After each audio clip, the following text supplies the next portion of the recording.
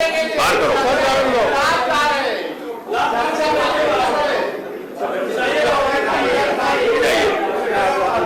इतिहास बना रहे हैं।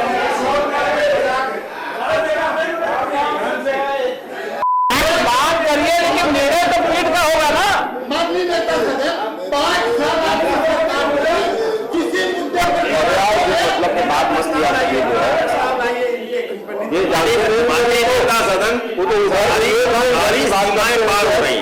हो गई है, मैं सहमत हूँ और इस प्रकार के कृत्य की मैं स्वयं निंदा करता हूँ और सदन में मैं चाहूंगा कि निंदा प्रस्ताव लाया जाए और इस प्रकार के सदन को अव्यवस्थित करने के लिए निरंतर नेता विरोधी दल श्री लाल बिहारी जी, अब मैं आपको इंगित करता हूं अब सदन का त्याग करिए। मैं आपको पीठ आपको इंगित करती है, आप सदन का त्याग करिए। नहीं जाऊंगा, आपको इंगित किया है पीठ ने और पीठ कह रही है आप सदन का त्याग करिए।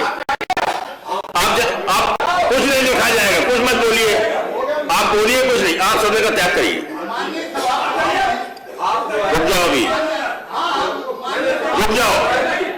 नहीं, आप सदन का त्याग करिए, आप सदन का त्याग करिए, आप सदन का त्याग करिए। हम देखते हैं आप नियम तो आप मानेंगे।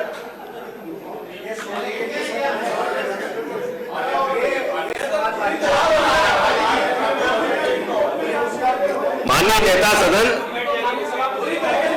नेता सदन ये तो नियमावली का उल्लंघन हो रहा है। त्रिपाठी जी, नियमावली के विरुद्ध हो रहा है ये।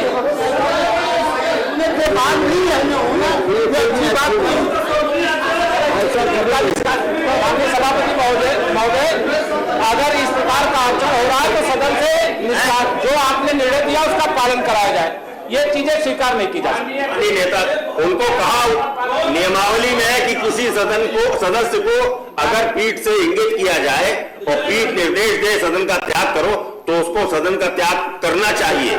करना चाहिए, नियम में यही है। उसके बाद भी अगर नहीं मान रहे, देखिए आप लोग नहीं मान रहे, मार्शल इनको सदन के बाहर करिए। वह करा दिया आपने जो अभी और गार्ड बुलाइए, बाहर करो।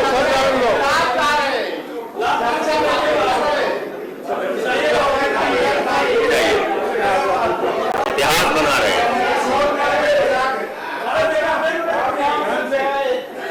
नहीं, और दिन भर सदन में अब नहीं आएंगे, दिन भर के लिए सदन।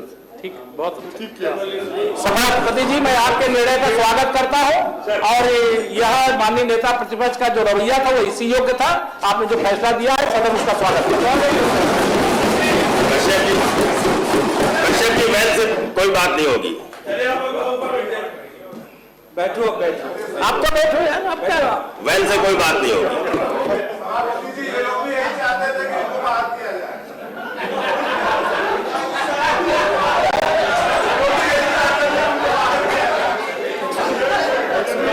माननीय सभापति जी, नेता प्रतिपक्ष को सदन त्याग का निर्देश देने के बाद जो समाजवादी पार्टी के सदस्य मतलब व्यवस्था को बनाने में सहयोग किए, उनका धन्यवाद भी मैं करता हूं। अगली सूचना है माननीय राज बहादुर सिंह चंदेल जी। आकाश अग्रवाल जी पढ़िए अपनी सूचना। प्रदेश की माध्यमिक शिक्षा की 75% से अधिक शिक्षा व्यवस्था का उत्तरदायित्व 24,000 वित्तीय व्यवस्था के संचालित माध्यमिक विद्यालय के शिक्षकों द्वारा संपादित की जा रही है, जिनके शिक्षक बंधुआ मजदूरी के सदस्य जीवन यापन कर रहे हैं। कोविड-19 महामारी के प्रकोप के समय जहां एक और प्रदेश के समस्त शैक्षणिक संस्थाओं के पठन पाठन को बाधित किया, वहीं दूसरी ओर इन वित्तीय विद्यालयों के शिक्षकों के प्रति सरकार की घोर उदासीनता पूर्ण रवैये के कारण ये शिक्षक अभिशप्त जीवन जीने के लिए मजबूर होकर समाज में आर्थिक रूप से अत्यंत विपन्न स्थिति में है। सरकार ने कोविड-19 के दौर में दिहाड़ी मजदूर आदि को राहत पैकेज देने संबंधी घोषणाएं की गई, किंतु भुखमरी की कगार पर खड़े हुए इन वित्तीय शिक्षकों ने निगाह डालना भी सरकार ने उचित नहीं समझा। समय समय पर संगठन ने इन शिक्षकों की पीड़ा को आत्मसात करते हुए माननीय मुख्यमंत्री उत्तर प्रदेश से भी वित्तीय विद्यालयों के शिक्षकों के लिए इस घोर आपदा काल में राहत पैकेज दिए जाने का प्रस्ताव रखा, किंतु उस पर भी कोई सकारात्मक पहल नहीं हो सकी। अनेकों संघर्षों के बाद पूर्ववर्ती सरकार ने इन शिक्षकों के लिए वर्ष 2016-17 के बजट में 200 करोड़ रुपए का प्रावधान करते हुए 10 माह हेतु प्रधानाचार्य इंटरमीडिएट को 1090 रुपए, प्रधानाचार्य हाई स्कूल को 999 रुपए, प्रवक्ता को 907 रुपए, सहायक अध्यापक को 815 रुपए प्रतिमाह निर्धारित करते हुए कुछ राहत प्रदान की थी। किंतु आश्चर्य है कि मौजूदा सरकार ने उक्त बजट को यह कहते हुए रोक दिया कि इसमें विधिक प्रक्रिया का पालन नहीं किया गया तथा यह भी आश्वासन दिया गया कि निर्धारित औपचारिकताओं का विधिवत पालन करते हुए बजट जारी किया जाएगा। दिनांक 19 मार्च 2019 को माननीय उप मुख्यमंत्री माध्यमिक शिक्षा मंत्री ने संगठन के मूल्यांकन बहिष्कार आंदोलन को समाप्त कराते हुए आश्वस्त किया था कि वित्तीय मान्यता की धारा 7 का को 7(4) में परिवर्तित करते हुए सेवा शर्तें निर्धारित की जाएंगी तथा अकुशल श्रमिक से अधिक 15,000 रुपये प्रतिमाह का भुगतान आरटीजीएस के माध्यम से सरकारी कोषागार से किया जाएगा। किंतु दुर्भाग्य है कि तत्कालीन उप मुख्यमंत्री की यह घोषणा लाल फीताशाही का शिकार हो गई।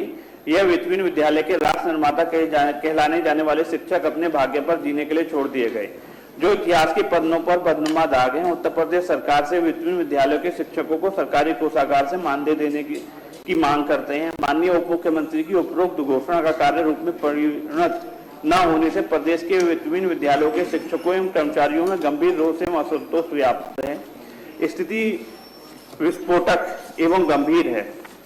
महोदय, लगभग 24,000 वित्तीय विद्यालय उत्तर प्रदेश में संचालित हैं और हमारे संविधान में शिक्षा जी आपने पढ़ दिया, हमको लगता है चंदेल जी को बोल। आप मुझे घड़ी से 2 मिनट देंगे, मैं अपनी बात पूरी कर दूंगा 2 मिनट। ठीक है। संविधान में साफ लिखा है कि शिक्षा, कानून व्यवस्था और चिकित्सा को संवर्धित सूची का विषय माना गया है। उसी को आधार मान के 1971 में भी जितने भी वित्तीय विद्यालय उस समय उत्तर प्रदेश सरकार में थे, वो 1971 से सहायता प्राप्त विद्यालय में परिवर्तित कर दिए गए और 1986 तक ये व्यवस्था बखूबी चली।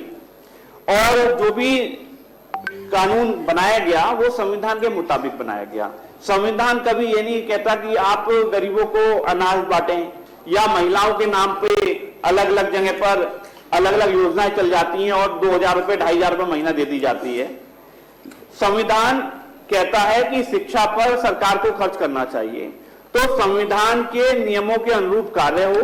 और हमारा जो वित्तीय विद्यालय का शिक्षक जो लगभग प्रदेश के 24,000 जो जनता है, इनके जो छात्र और छात्राओं को हमारा 4.5 लाख शिक्षक पढ़ा रहा है, उसे सरकारी कोषागार से मानदेय मिलना चाहिए, क्योंकि संविधान के नियमों का पालन होना भी चाहिए। इससे पहले वर्ष 2012 से 17 के समय की सरकार ने भी एक 200 करोड़ रुपए का वर्ष 2016 में प्रोविजन किया था, लेकिन उस समय भी वित्तीय विद्यालय के शिक्षकों के साथ धोखा हुआ। उस समय नियम बना दिया गया कि इसे भविष्य के लिए दृष्टांत नहीं माना जाएगा।